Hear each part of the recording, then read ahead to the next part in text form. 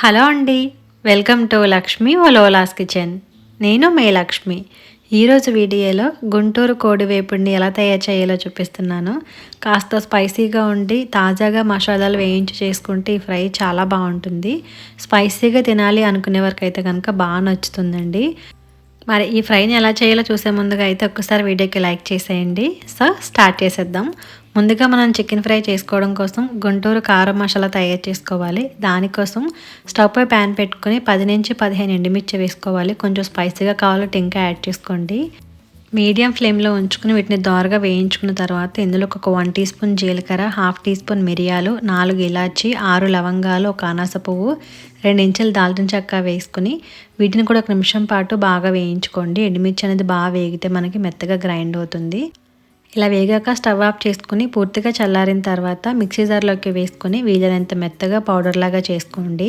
ఇక్కడ చూపిస్తున్నాను చూడండి, ఈ విధంగా గ్రైండ్ చేసుకుని పక్కన పెట్టేసుకోండి. ఇప్పుడు ఫ్రై చేసుకోవడం కోసం వేరే ప్యాన్లో 2 టేబుల్ స్పూన్ల వరకు ఆయిల్ వేసుకుని 2 ఆనియన్స్ని కట్ చేసి వేసుకుంటున్నాను. అలాగే 2 కరివేపాకు రెమ్మలు కూడా వేసుకుని రుచికి సరిపడా ఉప్పు కూడా వేసుకోండి. ఇక్కడైతే నేను ఒక 2 టీ స్పూన్ల వరకు ఉప్పు వేసుకుని ముందుగా ఆనియన్స్ని కలిపేసుకుని మూత పెట్టేసి మీడియం ఫ్లేమ్లో ఉంచి మగ్గించుకుంటున్నాను. 2-3 నిమిషాల పాటు వేయించుకుంటూ ఆనియన్స్ కొంచెం కలర్ చేంజ్ అయ్యే విధంగా బాగా వేగుతాయండి. ఇలా వేగిన తర్వాత 1 టీ స్పూన్ అల్లం వెల్లుల్లి పేస్ట్ వేసుకుని ఇది కూడా పచ్చివాసన పోయేంత వరకు వేయించేసుకోవాలి.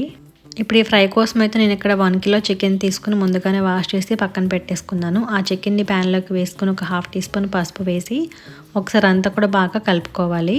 పసుపు వేయడం వల్ల ఏంటంటే చికెన్లో ఉండే నీచు వాసన అనేది రాకుండా ఉంటుంది. మొత్తం అంతా బాగా కలుపుకున్న తర్వాత మూత పెట్టేసుకుని మీడియం ఫ్లేమ్లో ఉంచి ఒక 2-3 నిమిషాల పాటు మగ్గించుకోండి, మధ్య మధ్యలో కలుపుకుంటూ. అలా కొంచెం మగ్గిన తర్వాత 2 టేబుల్ స్పూన్ల వరకు పెరుగు యాడ్ చేసుకుంటున్నాను. ఎందుకంటే ఇది గుంటూరు కోడివేపుడు కాబట్టి కొంచెం స్పైసీగా ఉంటుంది కదా, ఆ స్పైసీనెస్ని కొంచెం తగ్గించుకోవడం కోసం పెరుగు అనేది యాడ్ చేస్తున్నాను. అలాగే పీస్ కూడా జ్యూసీగా ఉంటుంది. అంతా బాగా కలుపుకొని మూత పెట్టేసి మగ్గించుకుంటే చికెన్లోంచి వాటర్ అనేది బాగా సపరేట్ అయిపోతుందండి. సో ఈ వాటర్ అంతా కూడా ఎగిరిపోయి చికెన్ కొంచెం దగ్గర పడేంత వరకు కూడా కలుపుకుంటూ వేయించుకున్న తర్వాత ఇందులోకి ఒక 2 ఎండుమిర్చి అలాగే మళ్ళీ కరివేపాకు కూడా వేసుకోండి. కరివేపాకు వేసుకుంటే చాలా బాగుంటుంది. తర్వాత మనం ముందుగా గ్రైండ్ చేసుకున్న గుంటూరు కారం మసాలా ఉంది కదా, అది కూడా వేసేసుకొని అలాగే రుచికి తగినంతగా కొంచెం స్పైసీగా కావాలంటే పచ్చిమిర్చి కూడా ఎక్కువగా వేసుకుని మొత్తం అన్నీ కూడా బాగా మిక్స్ చేసేసుకోవాలి. ఇక్కడ మీరు గమనించాల్సింది ఏంటంటే ఈ ఫ్రై మీకు ఎంత ఘాటుగా కావాలనుకుంటున్నారో ఎండుమిర్చి అనేది అన్ని ఎక్కువగా వేసుకుంటే సరిపోతుందన్నమాట.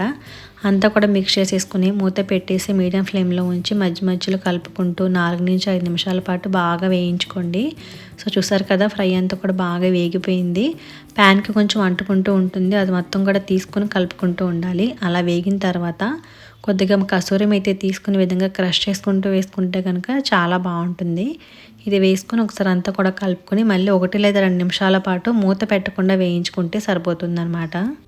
ఇలా అంతా కూడా బాగా వేగితే మంచిగా కలర్ కూడా చేంజ్ అవుతుంది. అప్పుడైతే లాస్ట్లో కొంచెం కొత్తిమీర వేసేసుకొని ఒకసారి మిక్స్ చేసేసుకొని స్టవ్ ఆఫ్ చేసేసుకుంటే వేడివేడిగా గుంటూరు కోడివేపుడు రెడీ అయిపోతుందండి. చాలా బాగుంటుంది. ఇది వండుతుంటే ఆరోమే మనకి ఎక్సలెంట్గా వచ్చేస్తుంది అనమాట.